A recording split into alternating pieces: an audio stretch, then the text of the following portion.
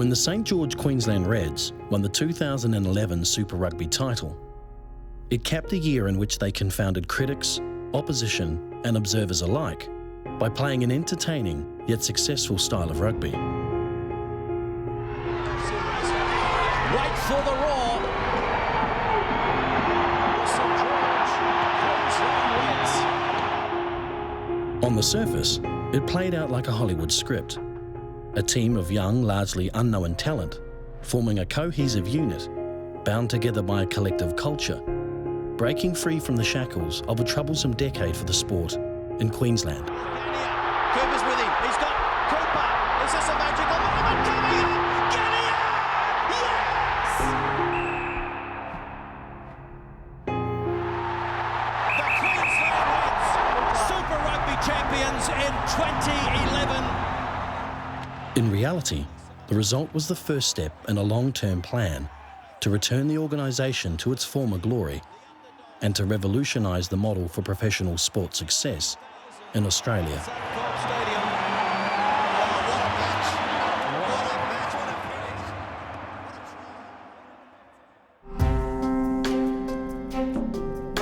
The Sunshine State, home to 4.5 million people, a flood-ravaged landscape, and the best provincial rugby team in the world for 2011. It was just a phenomenal year for us, and to take the premiership was unbelievable. Every loss we had, I think the next week we came back definitely a better team and had new challenges in front of us.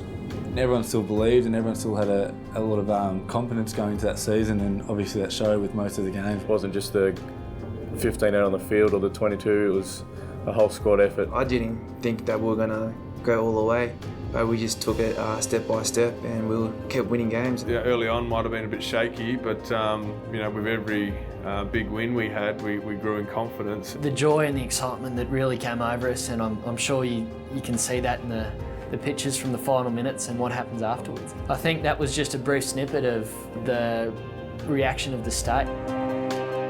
From zero to hero in 2 years, no single success last year has been marvelled at more than the Reds' premiership. The on-field's been quite obvious, but off the field there's been a lot of very good work done, and I think there's a strong correlation between the team's success and winning. But winning's not enough, you've got to do more than win. You have to be able to find ways to transfer that into participation, to turn it into revenue, to turn it into memberships, whatever. So it's been great to be working in parallel with the rest of the organisation. A 2-year turnaround going from cellar dwellers to Super Rugby champions is a great achievement. And Ewan and his team have done a remarkable job in not just in the Reds front, but also in the game. The code in Queensland has gone from strength to strength. The expectations of a state rest firmly on their shoulders, but the journey for the Reds has only just begun, with the organisation heading into the future with a vision to sustain its success on and off the field. This is the countdown to the Code Series 2, Code Red. The skipper talked about building a legacy and creating something here. Ewan, is that something that you'd love to be part of? You've already started it. Yeah, no, I've been here, it seems like a long time, but it's only been just over 2 years. Really enjoyed it. It's a fantastic place. I enjoy coming to work. So, but we're probably ahead of schedule in some respects. So we need to make sure we consolidate and keep building. When you look at it, we want to be as successful as we can and continue the Queensland Rugby to be known as a worldwide provincial powerhouse. History shows that only true rugby dynasties hold aloft the Super Rugby trophy. Following in the footsteps of the Crusaders, Blues and Bulls, the St George Queensland Reds of 2011 are looking to become the first Australian team to win successive titles and cement their place in rugby history.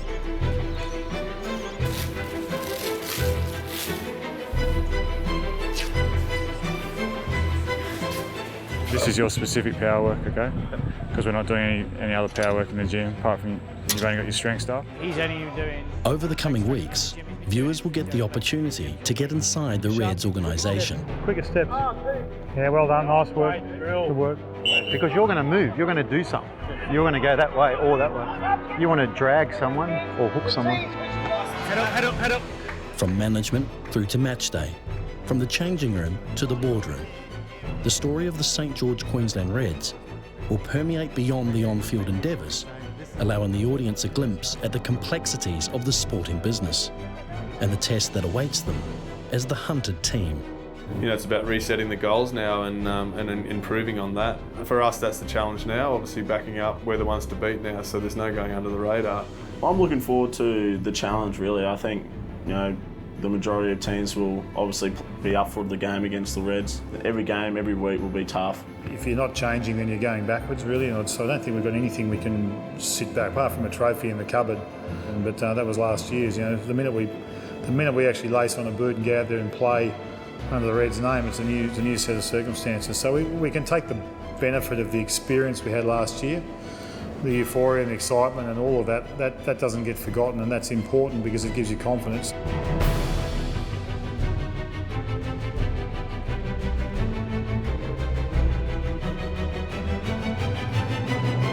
Gets it away to Cooper. Cooper showing and going. Cooper dummy-ing. Quade Cooper! Absolutely brilliant.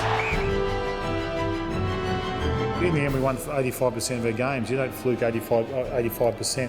But there are a lot of teams that did things better than us, and we've been interested in that. But there's a good 20 or 30% we can be playing around with, and that's what we've been doing.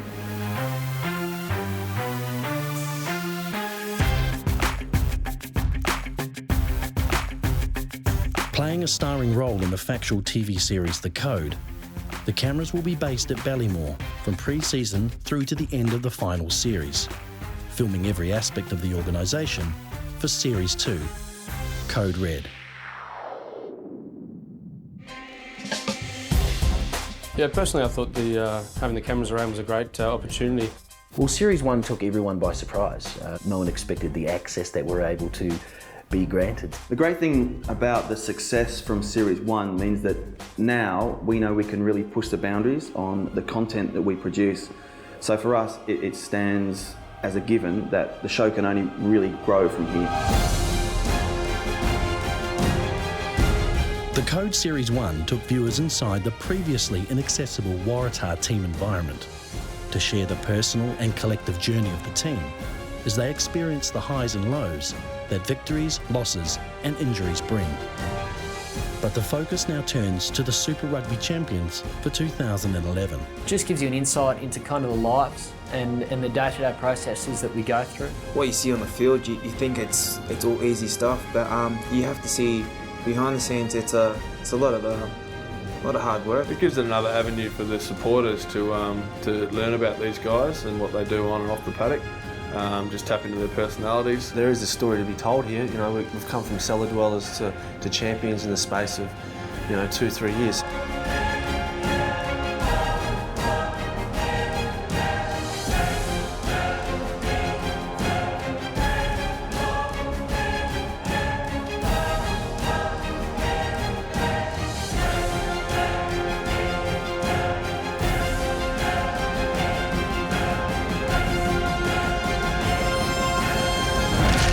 After the break, we take a look at how the code is put together. Most documentary makers will acquire their research information from one source, the interview.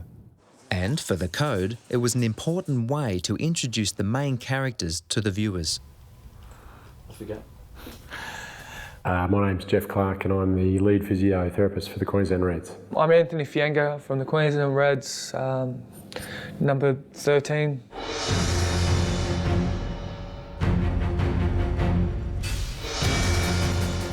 Launching in 2011, this Astra Award-nominated show has quickly become one of Australia's leading sports series, going behind the scenes of the country's leading clubs in an effort to bring the inner sanctum of elite sport to an eager television audience.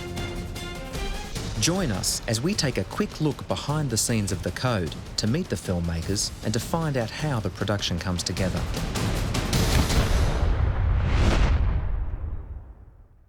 This is a big game, coming here to play the Bulls. They're the title holders. We're playing them in their own backyard. We're thinking about how we can give back to the team, and we're thinking about how we actually can have honest assessments and appraisals and discussion with each other. You should have already assessed what's in this game for you. all right? There can always be negative, but there's great positive for everyone, all right? I'll then take you through the laws of the tackle. The closely guarded environment of elite sport is never for sale. But the creators of the code worked hard to gain the trust of each sports club, allowing privileged access to the players, coaches and fans, and the opportunity for their story to be told. Second phase, you know, and that's how you did it last. Well, I think the code is an important part of providing insight into areas where fans normally wouldn't have access. It took you inside a rugby club and showed you the guys inside it. And as a journalist, I can tell you stories about how they're decent blokes, or the code was able to tell you and show you in a nice format. The more we can do that in sport, and the more we engage and connect with our fan base, the greater success we'll have in attracting fans to our game. And the code has certainly played a role in doing that, both in its first season last year and this year with the Reds.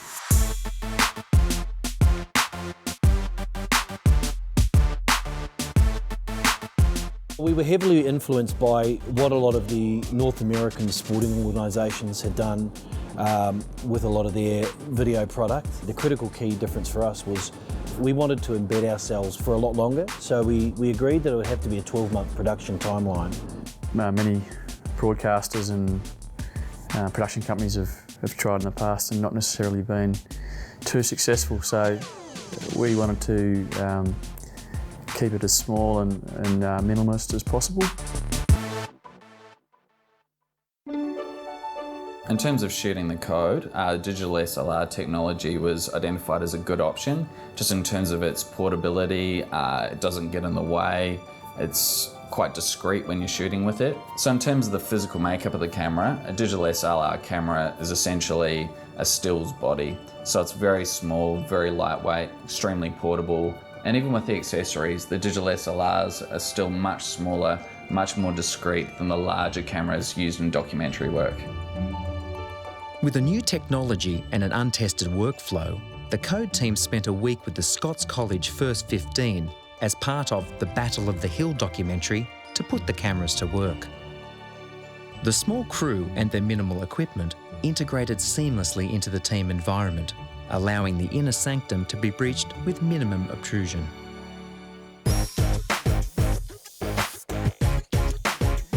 Once on location, the shooters implemented a number of production techniques when it came to filming the content. The most common was the use of a camera dolly and slider, a simple railing technology that allows the camera to execute tracking motion in almost every direction. Dolly shots allow the vision to last longer. A simple locked-off static shot of a subject will last 1 to 2 seconds, whereas a dolly shot of the same subject will give you approximately 5 to 6 seconds, and you get to see the subject from different perspectives. A similar technique was used with a camera crane, which allowed additional movement on a vertical plane, enabling the filmmakers to achieve an expansive cinematic style. We also use the GoPro camera, which is common nowadays amongst filmmakers, and we were no exception. It really does help hugely in getting the camera into places that a larger conventional piece of equipment may not. From capturing underwater vision to unique sporting perspectives, the GoPro provided quirky views of the action that are unique and sport-specific. A high-speed camera and software such as Twixtor were used to generate slow-motion movement, a popular tool for film and television editors to provide drama and emotion to standard footage.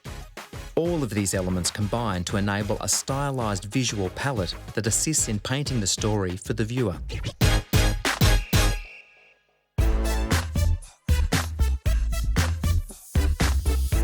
My role was predominantly in post-production, which means looking through a lot of footage that's been shot throughout the almost a year and a half that the show was in production. In order for a fly-on-the-wall documentary sort of show to be a success, you really need to shoot a lot of footage. It's because you don't know when the moments are going to happen. The editing process is actually really difficult because you're pulling strings of story parts together in the form of clips and grabs, overlay, interview pieces, and making that into something which has a progressive flow to it is actually quite difficult. Hi, I'm Shane Burrell from Final Post, and we're here today in the studio outside the grading suite. And basically we looked after all the post-production aspect for the code. So everything, once the product was edited and everything was approved and locked off, we received the pictures and sound and mastered them ready to go to air.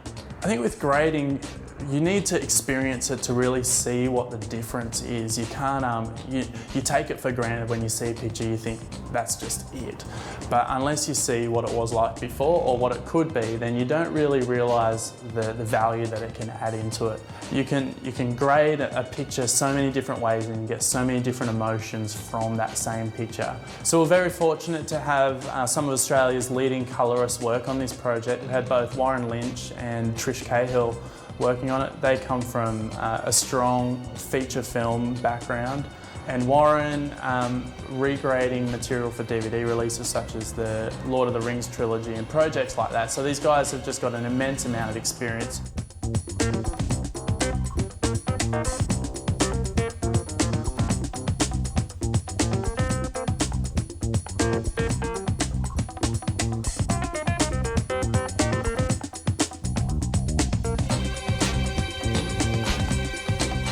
After the break, we look back at Series 1 and reveal an exclusive sneak peek of Series 2 and 3. To celebrate the code's return to our screens next week, let's take a look at some scenes from Series 1, Life with the Waratahs. Here in Episode 2, the code focused on some of sport's most underrated contributors, the volunteers. And we're extremely lucky to have three guys, retirees, who are former club fellows, who are mad, passionate Waratah guys who come in and assist us in their own time and are a crucial part of the team. Well, what I'm actually doing now, I'm confirming all the jumpers and jumper sizes for this weekend's game. This is size 36. Little secret that Phil will actually change his shorts at half time. I always have one specially put away for him. So when he comes in, I have his jumper and his shorts all ready to go for him to change. The smallest bum would be Kirtley Beals, and the biggest is we've got a chap in our second team called Willie. We haven't got a pair of shorts to fit him at this stage. The routine of training is often broken up by sponsor events, and they provide a welcome opportunity for the players to show a side of themselves not often seen in public. We'll come back later, mate. We're going to get it. We're going to get it. Try and hit the T or the R of the Gilbert and you'll be fine.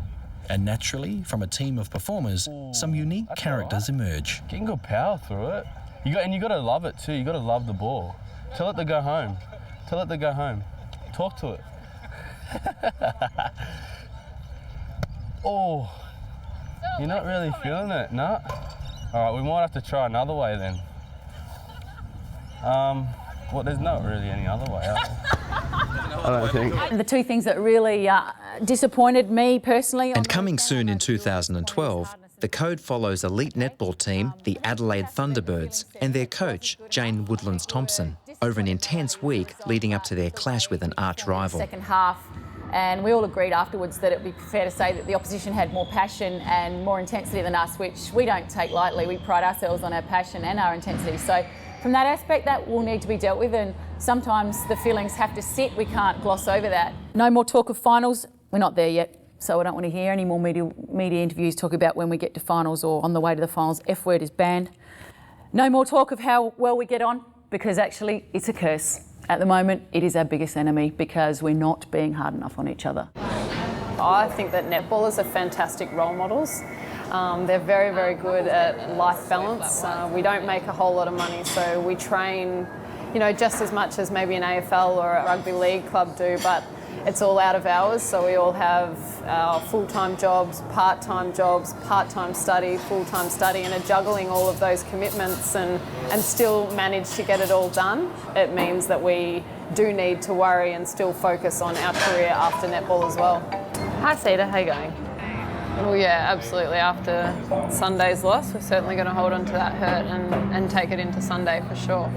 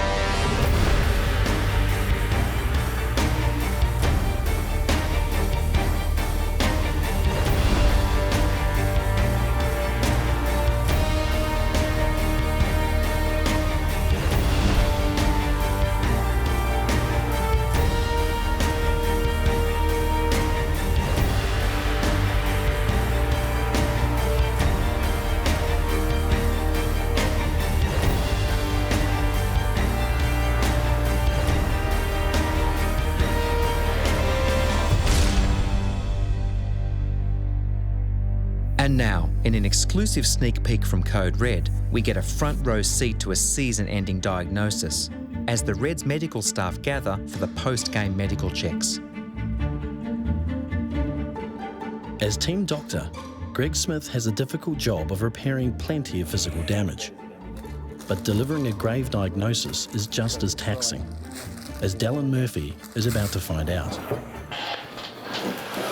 Club footy, eh? How long into the game does this happen? 77th minute. What did you hear? I didn't really hear anything, but I was right. I made a kick, chased through, and then went to make a tackle. Kind of went whack, whack.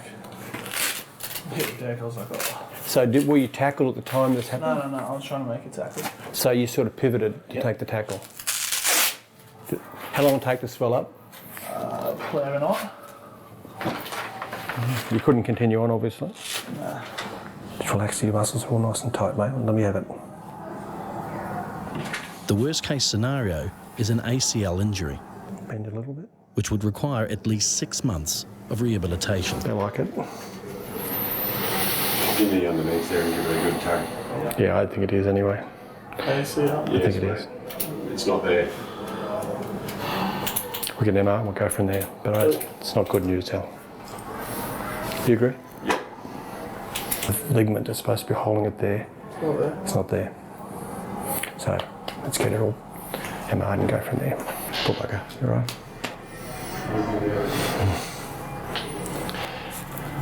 Dallin Murphy will not enjoy the sensation of running until 2013.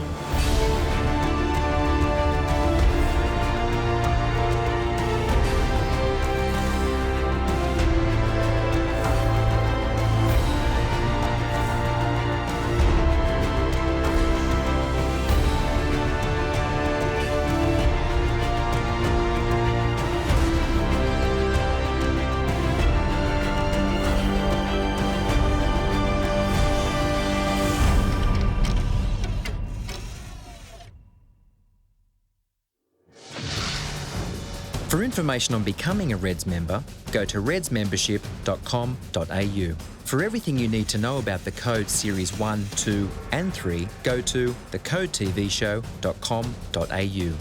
Join us on Facebook and Twitter for extra footage and production updates. And don't forget to tune in for next week's premiere episode of Code Red, live with the St George Queensland Reds. Check your local guide for details.